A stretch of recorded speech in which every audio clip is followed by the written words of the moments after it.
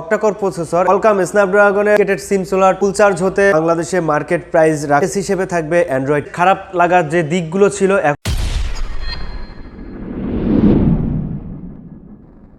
Hello everyone, welcome to my new another video. আশা করছি সকলে ভালো আছেন এবং সুস্থ আছেন। আমার হাতে আছে Nokia 3.4। এই ফোনটি এখন আনবক্সিং করব এবং এই ফোনটির সাথে কি কি অ্যাকসেসরিজ থাকবে, এছাড়া এই ফোনটির ভালো দিক খারাপ দিক সব কিছু নিয়ে আপনাদের সাথে এখন শেয়ার করব। তো চলুন দেখে নেওয়া যাক। গাইজ, এটা হচ্ছে আমাদের সেই কাঙ্ক্ষিত বক্স। এখন আমরা একটু আনবক্সিং করে দেখি। সো বক্সটা আমরা ওপেন করলাম। ওপেন করার পর এটা হচ্ছে আমাদের সেই কাঙ্ক্ষিত ডিভাইস। জাস্ট ব্লু কালারটা আমার কাছে খুব সুন্দর মনে হয়েছে। আমি ডিভাইসটা একটু রেখে দিব। এরপর পেয়ে যাবেন একটা সিম ইনজেক্টর,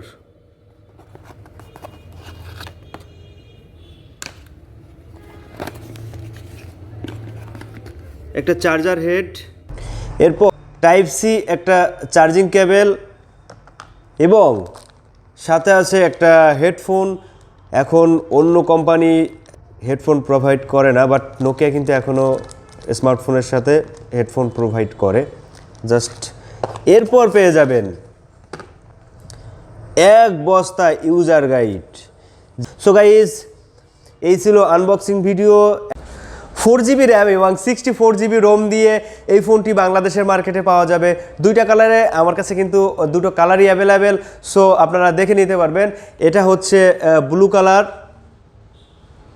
এটা হচ্ছে চারকোল কালার, সো ব্ল্যাকের মতো দেখতে। আমি দুইটা ফোন একটু একসাথে আপনাদেরকে দেখাই।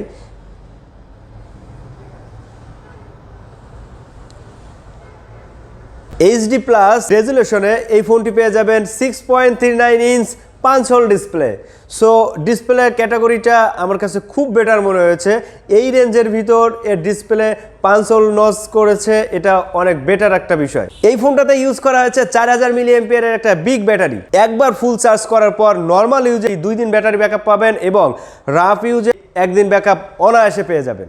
ফোনটির পোর্টস অ্যান্ড বাটনের কথা যদি বলি, তাহলে ফোনটির সামনের দিকে পেয়ে যাবেন 3.5mm হেডফোন পোর্ট, তার পাশে থাকবে নয়েজ ক্যান্সেলিং মাইক্রোফোন এবং আমরা যদি ফোনটির একটু নিচের দিকে চলে যাই তাহলে মেইন যে মাইক্রোফোনটা এখানে দেওয়া আছে, এরপর পেয়ে যাবেন একটা USB type C charging port এবং মেইন যে স্পিকারের যে স্পেসটা।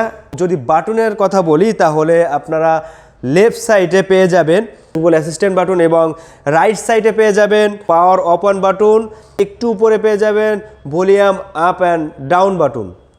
ফোনটির বডিটা অ্যালুমিনিয়াম মেটালের একটি ফ্রেম দেওয়া হয়েছে, বাট ব্যাক পার্টটা ইউজ করা হয়েছে পলিকার্বনেট ফাইবার প্লাস্টিক দিয়ে, বাট এটা কিন্তু খুবই হার্ডি টাইপের একটা প্লাস্টিক। মেইন ক্যামেরাতে পেয়ে যাবেন 13 মেগাপিক্সেল, যা দিয়ে আপনারা 1080p ইন্টু 30fps এর একটা ভিডিও রেকর্ড করতে পারবেন। সেই সাথে পেয়ে যাবেন 5 মেগাপিক্সেল ওয়াইড অ্যাঙ্গেল লেন্স এবং 2 মেগাপিক্সেল ডেপথ ক্যামেরা।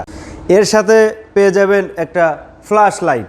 ফোনটির ফ্রন্ট ফেসিং ক্যামেরাতে ইউজ করা হয়েছে 8 মেগাপিক্সেল আলট্রা ওয়াইড, বাট এটা দিয়ে 1080p এর ভিডিও আপনারা খুব সুন্দরভাবে রেকর্ড করতে পারবেন। 10 ওয়াটের চার্জার দেওয়াতে এই ফোনটিতে ফুল চার্জ হতে সময় নেয় প্রায় 2 ঘন্টা 30 মিনিটের মতো। ফোনটিতে ইউজ করা হয়েছে ডেডিকেটেড সিম সোলার, যা দিয়ে আপনারা দুটো সিম সাথে এসডি কার্ড সাপোর্ট পেয়ে যাবেন খুব সহজেই।